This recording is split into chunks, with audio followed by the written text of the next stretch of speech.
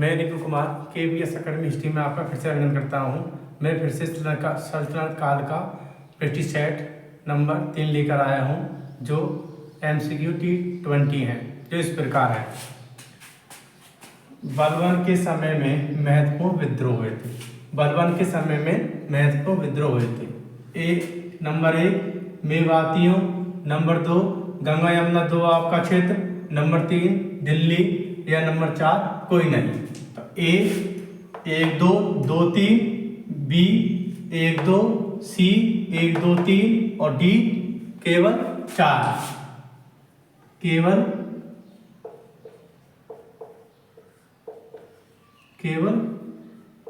4 जो बलबन के समय विद्रोह हुए थे वो A मेवातियों, 2 गंगा यमुना दोआब का क्षेत्र, 3 दिल्ली, 4 कोई नहीं। तो A option 2 3, B option 1 2, C option 1 2 3 या D ऑप्शन केवल 4। तो कौन कौन से हैं? A 2 और 3 कौन कौन से विद्रोह हुए थे? मेवातियों और गंगा यमुना के दोआब का क्षेत्र। नंबर 2 बलबन के शासक काल में हुए सर्वाधिक भयंकर विद्रोह को तुगरील खां के नेतृत्व प्रदान किया। वह विद्रोह कहां पर हुआ था?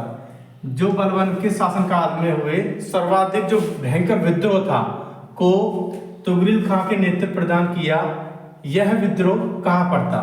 A दिल्ली में, B पंजाब में, C बंगाल में या D बदायूं में। तो कहां पर था? C बंगाल में। क्वेश्चन नंबर 3 इनमें से किन विभागों का बलबन द्वारा गठन किया गया था? इनमें से किन विभागों द्वारा गठन किया गया था? A दीवानी अर्थ, B गुप्तचर विभाग, C दीवानी रियासत या D A या B। तो विभाग थे दीवानी अर्थ सैन्य विभाग था A और B गुप्तचर विभाग, और दीवानी रियासत नहीं, इसने गठन किया था D4 danger, A plus B, मतलब A और B दोनों। क्वेश्चन नंबर 4 बलबन के राजस्व सिद्धांत का स्वरूप प्रभावित था। जो बलबन का जो राजस्व सिद्धांत था वो किस से प्रभावित था? जो प्रभावित था A टर्की से, B चीन से, C फारस से या D भारत से। तो जो राजस्व सिद्धांत का जो स्वरूप प्रभावित था बलबन का, वो किस देश से था? C4 चैप्टर फारस से। किससे? फारस से।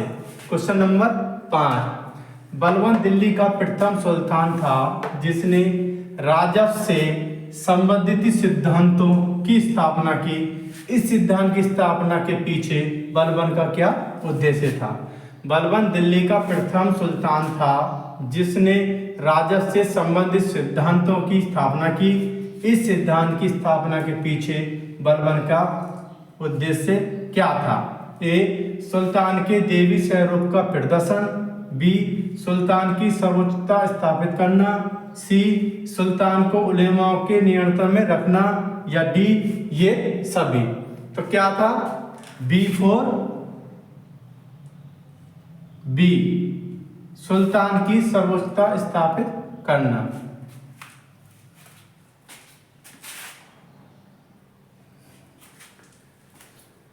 क्वेश्चन नंबर 6 बलबन के राज सिद्धांत की संपूर्ण जानकारी मिलती है एक वसीय नामक संकलन में मिलती है। किस में नाम में मिलती है? क्योंकि यहाँ से 2 क्वेश्चन बनेंगे कि जो राजस्व सिद्धांत की संपूर्ण जानकारी मिलती है किससे मिलती है? वसीय नामक संकलन से। और जो वसीय नामक संकलन जो लिखा था बलबन के राज सिद्धांत की संपूर्ण जानकारी, जो वसीय नामक संकलन लिखा था वो किसने लिखा था? 2 क्वेश्चन हो गए। नंबर 1 बर्नी ने, B खुसरो ने, C अफीम ने और D सिराज ने। तो बलबन के राज सिद्धांत की संपूर्ण जानकारी वसीय नामक संकलन में मिलती है, जिसका संकलन किया था किसने किया था? वर्नी ने, A वर्नी ने। क्वेश्चन नंबर 7 बलबन ने खलीफा की राजनीति सत्ता को ए स्वीकार किया, बी अस्वीकार किया, सी तटस्थ रखा या डी ये सभी। तो क्या ए स्वीकार किया खलीफा की राजसत्ता को। क्वेश्चन नंबर 8, बलबन के राजस्व के बारे में निम्नलिखित कथनों में कौन सही है। जो बलबन का जो राजस्व के बारे में निम्नलिखित कथनों में से कौन सही है। ए सुल्तान के पद को ईश्वर एवं निरंकुश सत्ता का प्रतीक बना दिया, बी कुलीन एवं अकुलीन व्यक्तियों के विभेद पर बल दिया गया, सी बलबन ने अपने राज सिद्धांत का कठोरता से पालन किया, डी उपरोक्त के सभी। तो ये क्या है, उपरोक्त के सभी और डी। इसने सुल्तान के पद को देवीय बताया, ईश्वर का प्रतिनिधि बताया, किसको, बलबन को।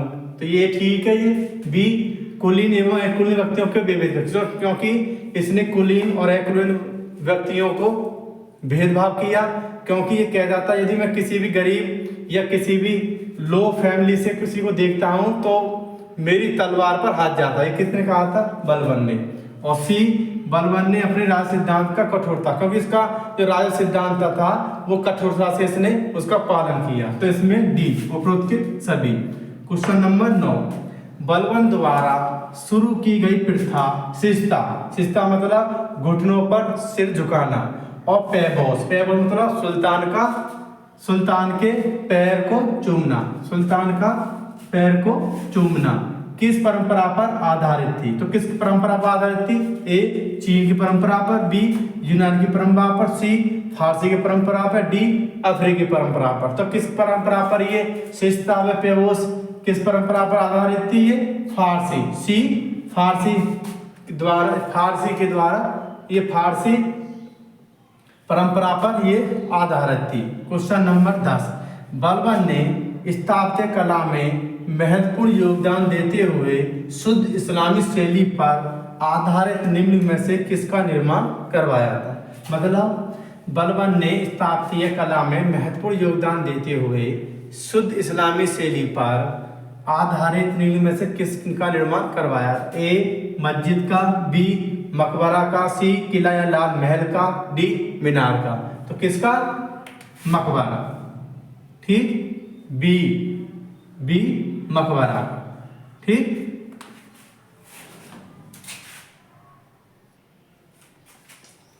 क्वेश्चन नंबर 11, अपनी मृत्यु के समय बलबन ने किसे अपना उत्तराधिकारी घोषित किया। अपनी मृत्यु के समय बलबन ने किसे अपना उत्तराधिकारी नियुक्त किया। ये काफी फेमस क्वेश्चन है जो एग्जाम में बहुत ज्यादा पूछा जाता है। ए शहजादा मोहम्मद, बी पुत्र केकू सरब, सी केकूबाद या डी बुकरा खान। तो किसे बलबन ने उत्तराधिकारी घोषित किया गया था। बी जो पुत्र था इसका वो केकू सरब भी आता है और केकू शक भी आता है। कहीं कहीं किताबों में केकू शक भी होता है, कहीं किताब में केकू सरब भी होता है। तो उत्तराधिकारी किसको बनाया था बलबन ने, केकू सरब को। क्वेश्चन नंबर 12, केकूबाद संभवतः दिल्ली सल्तनत का प्रथम सुल्तान था। ठीक, केकूबाद संभवतः दिल्ली सल्तनत का प्रथम सुल्तान था। ए जो भोग विलास प्रवृत्ति का था, बी जो पिता के जीवित रहते हुए सुल्तान बना, सी जो अल्पायु था, या डी उपरोक्त के सभी। तो इसमें क्वेश्चन क्या है, इसमें ये आंसर क्या है, बी जो पिता के जीवित रहते हुए सुल्तान बना। कौन, केकूबाद।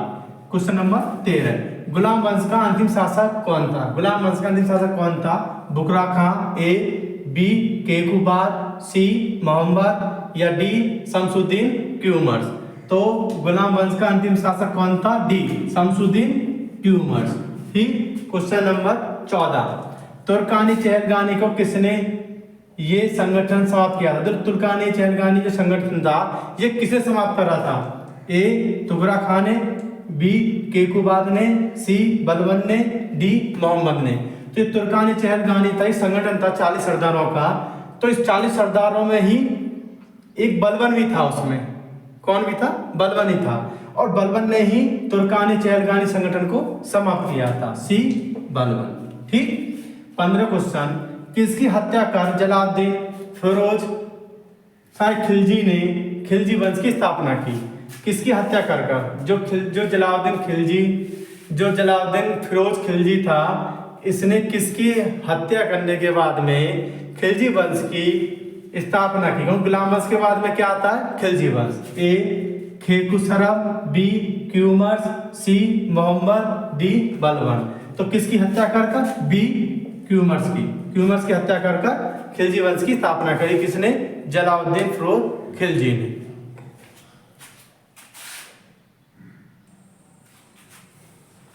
क्वेश्चन नंबर 16, गुलाम वंश का पतन का मुख्य कारण क्या था? जब गुलाम वंश का जो मुख्य कारण जो पतन हुआ था वो किस कारण हुआ था? इसके मुख्य कारण क्या थे? ए उत्तराधिकारी ठोस नियम का अभाव, बी सुल्तानों का विदेशी जाना, सी स्वेच्छाचारी सैनिक शासन, डी इनमें से कोई नहीं। तो गुलाम वंश का जो पतन का मुख्य कारण था वो क्या था? सी स्वेच्छाचारी सैनिक शासन। क्वेश्चन नंबर 17, दिल्ली सल्तनत में गुलाम वंश के शासकों ने कितने वर्ष तक शासन किया? दिल्ली सल्तनत में गुलाम वंश के शासकों ने कितने वर्ष तक शासन किया? ए 84 वर्ष, बी 90 वर्ष, सी 86 वर्ष, डी 87 वर्ष। तो कितने वर्ष तक करा था? 84 वर्ष तक। ए 84 वर्ष। 18 क्वेश्चन, गुलाम वंश के शासकों में किसने दृष्ट और कठोर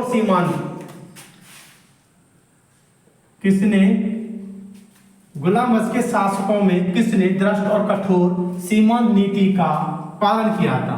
गुलाम वंश के शासकों में किसने दृष्ट व कठोर सीमांत नीति का पालन किया था? ए बलबन ने, बी रजिया ने, सी महमूद ने, या डी इल्तुतमिश ने। तो इस किसने किया था? ए फॉर एप्पल, बलबन ने।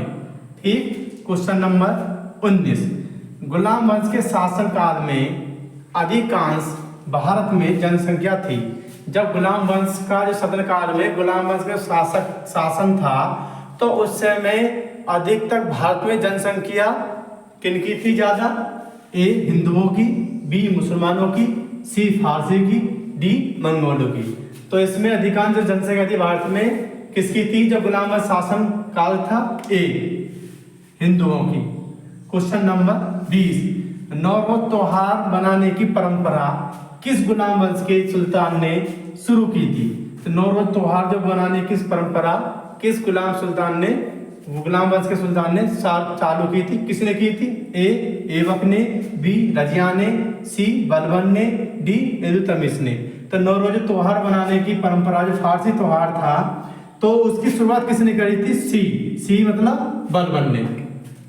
केपीएस एकेडमी हिस्ट्री चैनल को सब्सक्राइब करें, लाइक करें, बेल आइकन को प्रेस करें, शेयर करें, कमेंट करें और प्रेस्टीज सेट को पूरा देखें। ये प्रेस्टीज सेट नंबर 3 है जो सल्तनत काल के बारे क्वेश्चन में ये 20-20 MCQ T20 ये एक मध्यकालीन में ये मध्यकाल चल रहा है सल्तनत काल का, उसमें से 20-20 किसी में 20 क्वेश्चन, किसी में 20-25 क्वेश्चन ये मैंने वीडियो बनाई है जो प्रेस्टीज सेट नंबर 3 है।